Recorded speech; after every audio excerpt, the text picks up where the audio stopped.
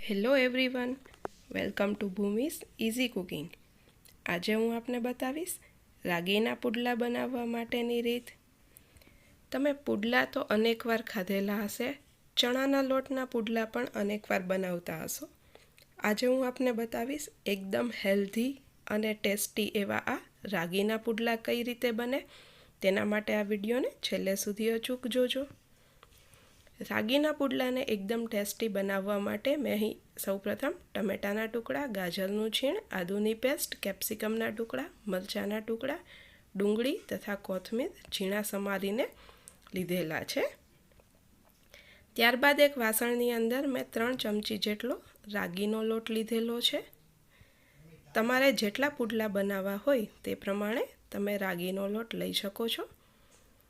ત્યારબાદ મેં તેમાં 3 ચમચી જેટલું દહીં ઉમેરેલું છે। દહીં ઉમેરવાથી તેનો ટેસ્ટ ખૂબ જ સરસ આવે છે। ત્યારબાદ તેમાં ધીમે ધીમે પાણી ઉમેરતું જવાનું છે અને તેને હલાવતું જવાનું છે। આ રીતે મિક્સ કરતા જાઓ, જેમ જરૂર પડે તેમ તેમાં પાણી ઉમેરતું જવાનું છે। આ રીતે જરૂર પડ્યા થોડું થોડું પાણી ઉમેરતા જાઓ અને તેને મિક્સ કરતા જાઓ। તમે જોઈ શકો છો કે રાગીનો લોટ એકદમ જ સારી રીતે મિક્સ થઈ તો જાય છે। તો આ રીતે પાણી ઉમેરતું જવાનું છે અને તેને હલાવતું જવાનું છે। એકદમ કઠણ પણ નહીં અને સાવ ઢીલું પણ નહીં, એ રીતે મીડિયમ સાઇઝનું ખીરું તૈયાર કરવાનું છે। ત્યારબાદ તેમાં સ્વાદ પ્રમાણે મીઠું ઉમેરો। હવે તેની અંદર મરી પાવડર ઉમેરો, તમારા ટેસ્ટ પ્રમાણે વધારે ઓછો ઉમેરી શકો છો। હવે તેને મિક્સ કરી દો। ખીરાની કન્સિસ્ટન્સી આ રીતે રાખવાની છે। ત્યારબાદ તેની અંદર સમારેલા બધા વેજીટેબલ્સ ઉમેરી દો, જે ટમેટું, ડુંગળી, કેપ્સિકમ, ગાજર, કોથમીર સમારેલું છે તે બધું ઉમેરી દો અને તેને એકદમ સારી રીતે મિક્સ કરી દો। તમે જોઈ શકો છો કે રાગીના લોટમાં આ બધું એકદમ સારી રીતે મિક્સ થઈ ગયું છે। હવે તેના પુડલા બનાવવા માટે એક પેન મૂકો। આ રીતે બેટર તૈયાર થઈ જાય એટલે પેન મૂકી, પેન ગરમ થાય એટલે તેમાં તેલ લગાવી દો। ત્યારબાદ તૈયાર થયેલા બેટરને પેન પર પાથરી દો। આ રીતે તમારે જેટલી સાઇઝનું બનાવવું હોય તે પ્રમાણે તેને પાથરી દો। એક સાઈડ પર થોડું કૂક થાય એટલે આ રીતે તેના પર તેલ લગાવી દો।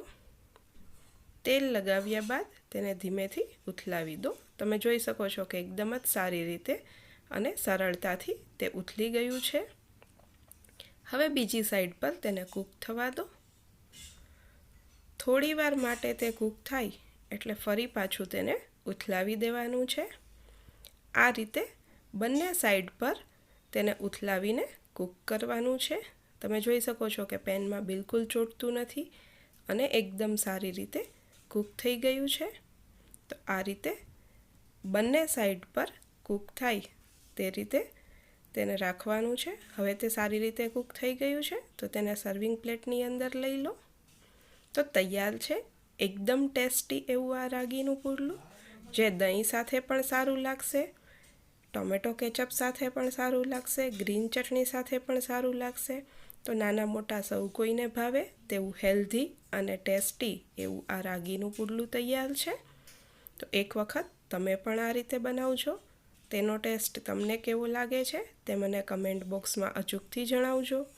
વિડીયોને લાઈક કરજો, તમારા ફ્રેન્ડ્સ, ફેમિલી મેમ્બર્સ અને રિલેટિવ્સ સાથે શેર કરજો અને ભૂમિઝ ઇઝી કુકિંગ ચેનલને સબસ્ક્રાઈબ કરજો। Thank you for watching my video. ફરી મળીશું નવા એક વિડીયો સાથે। એન્જોય।